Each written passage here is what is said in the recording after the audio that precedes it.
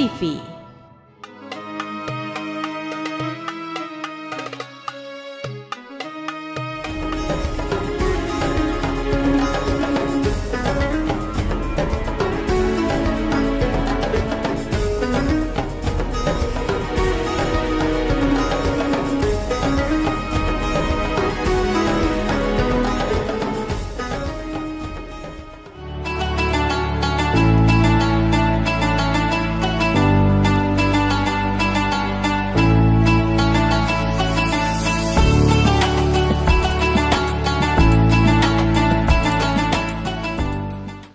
Bismillah, alhamdulillah, wa syukrulillah, ala nikmatillah, wala hawla wala quwata illa billah.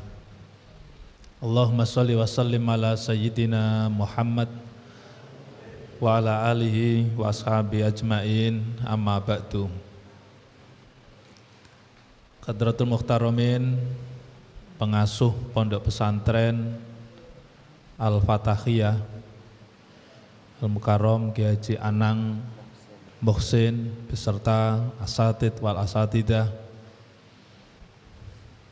mahasiswa saya sebelah kanan saya, ini baru semester 4, sedang proses penyelesaian tesisnya. Yang saya hormati Bapak Dr. Badat Muwahhid MP selaku Wakil Rektor 3 Bidang Kemahasiswaan, Keagamaan dan Alumni, para santri, baik laki-laki maupun perempuan, yang saya cintai, saya banggakan. Syukur alhamdulillah pada sore hari ini kami berkesempatan untuk bersilaturahmi di Pondok Pesantren Al-Fatahiyah. Mudah-mudahan pertemuan kita ini membawa berkah dalam hidup kita. Karena di bulan Ramadan ini adalah bulan yang penuh berkah. Kami tahu bahwa habis asar biasanya anak-anak sekalian para santri ngaji kitab apa yang tafsir Jalalain, Yasin. Alhamdulillah. Anak-anakku sekalian, Anda adalah anak bangsa yang saat ini sedang mendapatkan suatu kenikmatan dari Allah Subhanahu wa Ta'ala. Karena apa? Perjalanan saudara dari rumah sampai ke pesantren ini yang menunjukkan adalah jutaan malaikat, sekaligus Anda dilindungi oleh jutaan malaikat. Siapapun di antara hamba Allah yang tolabul ilmi, apalagi bersifat tafaqquhu fiddin, dalam konteks untuk mendalami agama, Rahman dan Rahim Tuhan hadir di tengah-tengah kehidupan kita. Pesantrenlah yang menjadi condro di mukonya. Pendidikan, baik itu pendidikan yang berorientasi pada pengembangan intelektual maupun yang berorientasi dalam pengembangan spiritualitas kita. Dua dimensi ini tidak bisa kita pisahkan antara rasionalitas dengan spiritualitas. Rasionalitas anak-anak diajari dengan bisa jadi matematika, bisa jadi biologi, bisa jadi fisika, kimia, ekonomi, IPS, dalam konteks untuk mencerdaskan intelektualitas kita. Tetapi ketika anak bertasbih, bertahmid, istighfar, tahlil, ini menyentuh relung-relung hati kita yang pada akhirnya apa? Sikap-sikap kemanusiaan yang bersifat kemanusiaan maupun juga yang bersifat ubudiyah ini selalu ada pada diri manusia. Dan ini hanya dibangun di lingkungan pesantren. Maka tadi saya katakan anak-anak beruntung berada di dalam pesantren ini. Sekarang sudah mulai bergeliat ketika COVID-19, sekolah-sekolah pendidikan formal di luar pesantren tutup semuanya. menggunakan model pembelajaran Zoom. Tapi pondok pesantren, anak-anak sekalian, dibanding dengan sekolah umum, anak-anak ini banyak di pesantren atau banyak di rumah? Banyak di rumah juga. Banyak di pesantren, bukan banyak di rumah. Ini tadi saya nyoba ngantuk apa enggak sesungguhnya. Ternyata agak ngantuk tadi itu. Wajar lah ya, di pondok pesantren menjelang sholat asar biasanya ngantuknya luar biasa. Udah ini tadi dipaksakan, udah pokoknya ke masjid. Ada tamu dari Unisma, pokoknya ke masjid. Hadirnya dari kamar ke sini tadi didampingi oleh malaikat, dan itu adalah malaikat rahmat. Walaupun di sini dalam keadaan ngantuk sekalipun, keberkahan Allah Subhanahu wa taala akan hadir pada anak-anak sekalian. Walaupun ngantuk Mas, enggak apa-apa. Enggak apa-apa. Saya dulu juga seperti anak-anak ini. Ketika dulu saya di pesantren ngaji, ya ngantuk itu biasa sudah, ngantuk sampai kitabnya itu dipakai untuk tidur itu, bahkan ngiler di atas kitabnya itu. Ayo, yang ketawa itu biasanya biasa begitu. Jadi sampai begitu, saking ngantuknya, tapi tetap dijaga oleh malaikat Allah Subhanahu wa ta'ala. Maka dari itu, kunci kemajuan masyarakat, saya sampaikan, apa kunci kemajuan masyarakat? Kunci kemajuan masyarakat Islam ada di mana? Yaitu ketika seseorang benar-benar mempelajari tentang agama yang benar, termasuk agama yang ramah. Tadi sudah disampaikan oleh Pak WR3. Agama yang tidak ramah yaitu agama yang di mana umatnya suka mengkafirkan orang lain. Pernah mendengar ada orang yang suka mengkafirkan orang lain? Pernah mendengar ada orang yang memiliki sikap ekstrem, yang tidak ingin harmoni, yang tidak toleran, tetapi seakan-akan pahamnya yang paling benar? Itulah sesungguhnya ada sekelompok orang yang sangat mengkhawatirkan, bahkan ingin memporak-porandakan negara Republik Indonesia, karena negara Indonesia mau diganti dengan dasar khilafah. Anak-anak sekalian berada di pesantren Salafiyah, pesantren yang mengikuti imam madhab. Imam siapa yang diikuti? Imam Syafi'i. Imam Syafi'i, Islam Ahlus Sunnah wal Jamaah, anak dia. Agama yang benar, agama yang damai, inilah yang menjadi kunci kemajuan. Menjadi terbangunnya budaya dan peradaban bangsa karena disebabkan dan ditegakkan dengan agama yang benar serta agama yang ramah. Islam rahmatan lil alamin, bukan Islam lidzalimin. Islam memberikan rahmat pada alam semesta dengan berbagai macam perbedaan suku, agama, ras, adat istiadat, semuanya dipayungi oleh agama, yakni agama seperti hanya Rasulullah Muhammad SAW yang pada saat itu banyak orang kafir Quraisy, orang Yahudi, orang Nasrani, orang Majusi. Islam tetap tegak di atas agama-agama mereka karena agama Islam mengayomi seluruh agama yang ada di muka bumi. Damai bukan? Harmoni bukan? Menggunakan akhlak bukan? Akhlak yang dikedepankan oleh agama Islam. Kunci yang kedua, ini waktunya terbatas soalnya, saya agak cepat-cepat. Kunci yang kedua adalah ilmu pengetahuan dan teknologi yang maju. Ilmu pengetahuan akan berkembang sejalan dengan dinamika perkembangan kehidupan manusia. Semakin maju pola pikir manusia, semakin berkembang ilmu pengetahuan. Semakin banyak masalah, semakin berkembang ilmu pengetahuan. Kok bisa? Semakin banyak masalah kok semakin berkembang? Karena apa? Didekati dengan pendekatan-pendekatan saintifik, sehingga para ilmuwan berusaha untuk menyelesaikan berbagai macam masalah yang ada di muka bumi ini. Tetapi sampai kapanpun masalah tidak akan terselesaikan, karena satu terselesaikan, 1000 masalah akan tumbuh dan berkembang di dunia. Ya bukan? Inilah oleh Imam Ghazali dikatakan, dia mengatakan bahwa seorang ilmuwan semakin pandai, sesungguhnya mereka semakin merasa bodoh.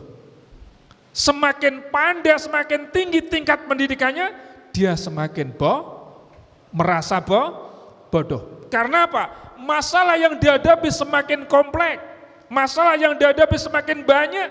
Satu diselesaikan, tumbuh masalah semakin banyak. Karena apa?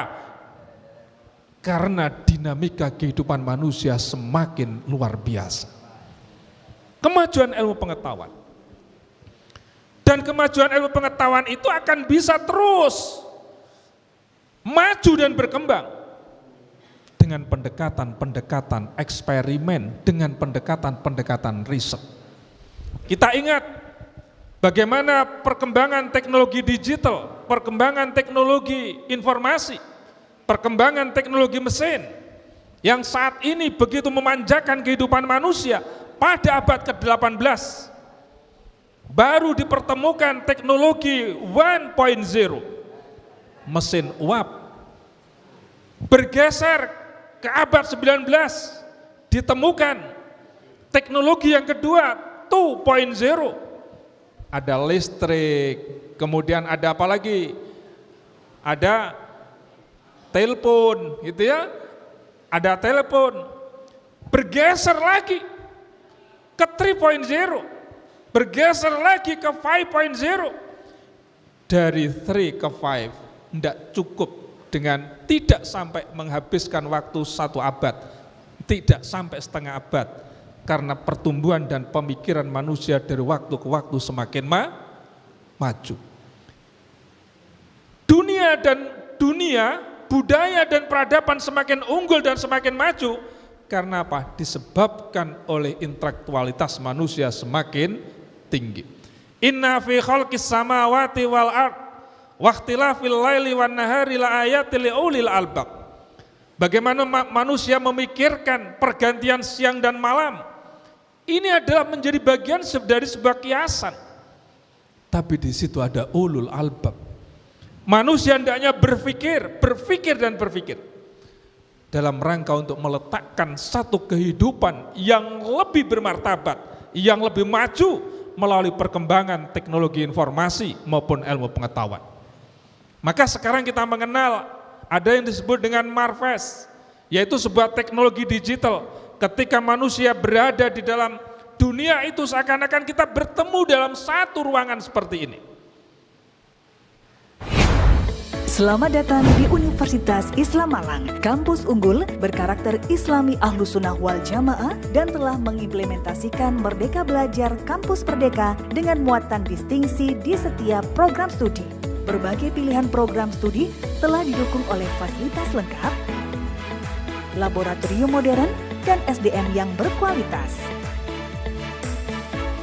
Penguatan karakter serta jalinan kerjasama nasional dan internasional mengantarkan mahasiswa Unisma meraih berbagai prestasi. Ketika saya masuk kampus Unisma, saya merasakan pendidikan tinggi Islam yang maju dan modern. Di sini, mari bergabung bersama Unisma Malang, kampus unggul berdaya saing menuju World Class University. Unisma dari NU untuk Indonesia dan peradaban dunia. Dan bisa jadi semuanya nanti akan bisa berubah. Jalan lagi tidak diperlukan. Karena apa? Sepeda motor akan terbang, mobil akan terbang. Sangat dimungkinkan dalam waktu yang tidak terlalu lama. Ini karena apa? Kemajuan intelektualitas manusia. Sekarang sudah ada di Prancis, di Inggris, sudah diuji coba, sepeda motor terbang. Terbang, tidak lagi nanti dibutuhkan jalan aspal yang begitu bagus. Karena anak-anak terbang di angkasa semuanya, termasuk anak-anak yang berada di depan saya ini. Subhanallah. Rekayasa-rekayasa sangat dibutuhkan. Siapa yang akan melakukan rekayasa? Adalah anak-anak dari lulusan-lulusan pesantren yang didasari dengan keagamaan yang kuat. Disinilah sesungguhnya integrasi ilmu dan agama. Ilmu umum diajar, ilmu agama juga diajar. Sesungguhnya semua ilmu datangnya dari mana? Dari Allah Subhanahu wa ta'ala. Baik ilmu yang bersifat nakliyah, ilmu yang bersifat kauniyah, ilmu yang bersifat nafsiyah, semuanya itu bermuara dari Allah Subhanahu wa ta'ala. Perkembangan ilmu pengetahuan dan teknologi. Yang ketiga, ketika masyarakat akan maju, yang menjadi kunci utama apa? Selain agama yang benar dan ramah, ilmu pengetahuan dan teknologi yang maju, sumber daya manusia yang kreatif, sumber daya manusia yang inovatif, sumber dana manusia yang produktif. Maka anak-anak sekalian, jangan puas terhadap prestasi-prestasinya. Pikiran selalu digunakan untuk melakukan rekayasa-rekayasa. Rekayasa bukan sekedar cinta yang direkayasa, tetapi rekayasa ilmu pengetahuan dan teknologi. Maka santri Al-Fatahiyah mudah-mudahan tidak terlalu lama lagi, 2-3 tahun sudah akan menghasilkan rekayasa-rekayasa baru dalam pengembangan ilmu pengetahuan dan teknologi. Tapi eksperimen-eksperimen selalu harus dikembangkan bersama-sama dengan asatid wal asatidahnya. SDM, kunci utama dalam pengembangan budaya dan peradaban adalah sumber daya manusia. Kunci utama. Yang keempat adalah akhlak yang terpuji, akhlak yang luhur, akhlak terhadap diri kita pribadi maupun akhlak terhadap sesama manusia, akhlak terhadap diri kita pribadi, bagaimana tanggung jawab kita kepada Allah Subhanahu wa ta'ala, tanggung jawab kita dalam rangka untuk mengabdikan diri, tanggung jawab kita dalam rangka untuk meningkatkan kualitas diri. Ini adalah menjadi bagian dari akhlakul karimah. Tetapi di sisi lain ada akhlak sosial sesama manusia, manusia dengan alam sekitar. Hablum minan nas, hablum minal alam. Walladzi khalaqalakum ma fil ardi jami'a.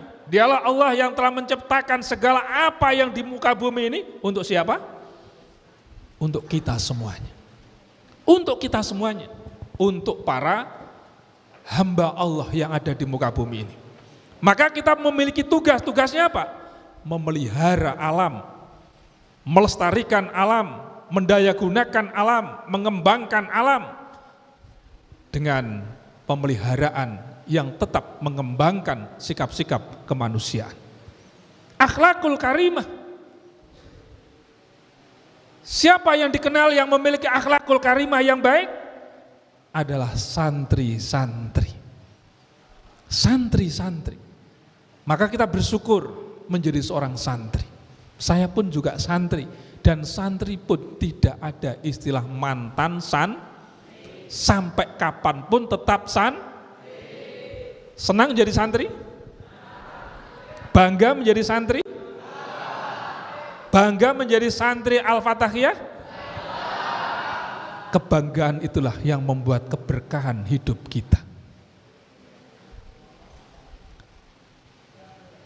Asatid wal asatidah, para santri yang dirahmati oleh Allah Subhanahu wa ta'ala,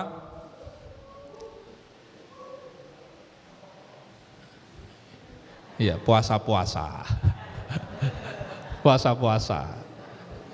Apa kira-kira kemudian kalau sudah begitu, itu nikmat Allah Subhanahu wa ta'ala, Pak.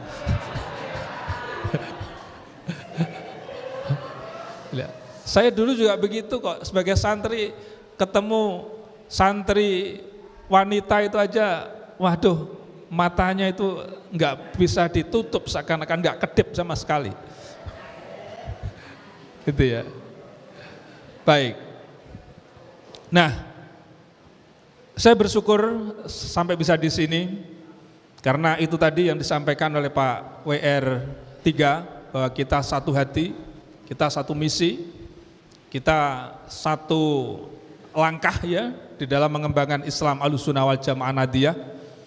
Dan sekaligus saya sampaikan kepada anak-anak sekalian bahwa Unisma, Universitas Islam Malang, itu adalah universitasnya Nahdlatul Ulama yang saat ini mahasiswanya mencapai 16.000 lebih. Jadi jumlahnya 16.000 lebih. Dan mahasiswa 16.000 lebih itu dari 34 negara. Andaikan Ustadz saudara kuliahnya misalnya luring, itu pasti akan ketemu mahasiswa-mahasiswi dari yang bermuara dari Uzbekistan, dari Rusia, dari Amerika, dari Libya, dari Mesir, dari Thailand, dari Cina dan lain sebagainya. Tumblek-blek ada di Unisma ketika luring. Kita punya mahasiswa hampir 500 dari luar negeri. Jadi bisa jadi Ustadz saudara belum pernah ketemu dengan teman-teman yang dari luar negeri karena kuliahnya melalui daring.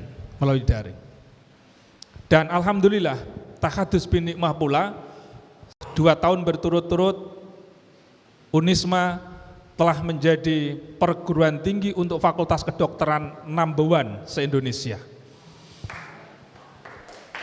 Jadi kita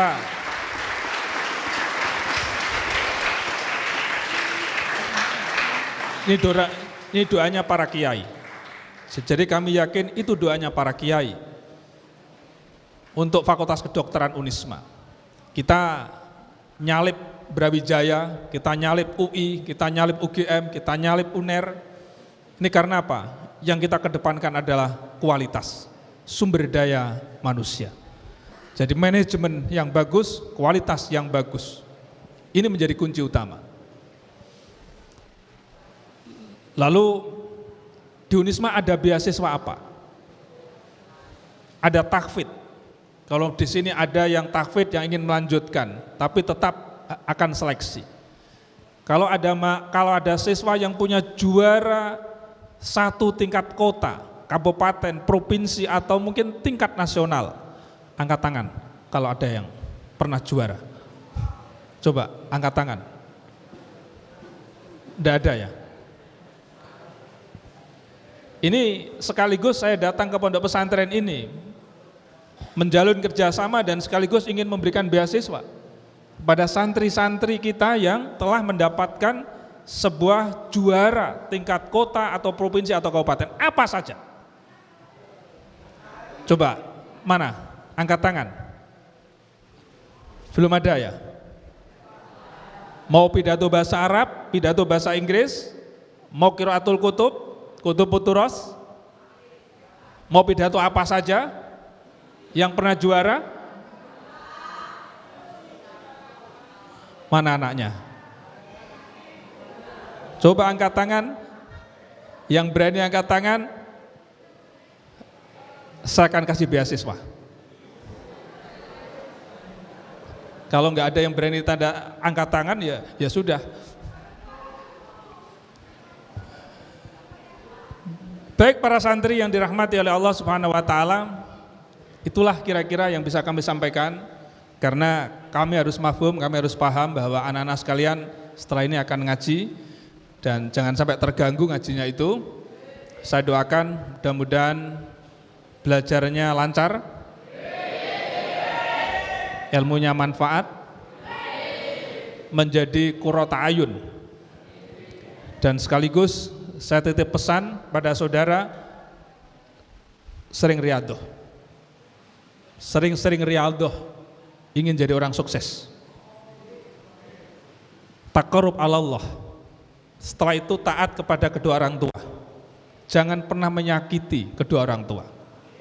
Yang ketiga, akhlak yang mulia adalah selalu tawadhu kepada para guru, pada para kiai.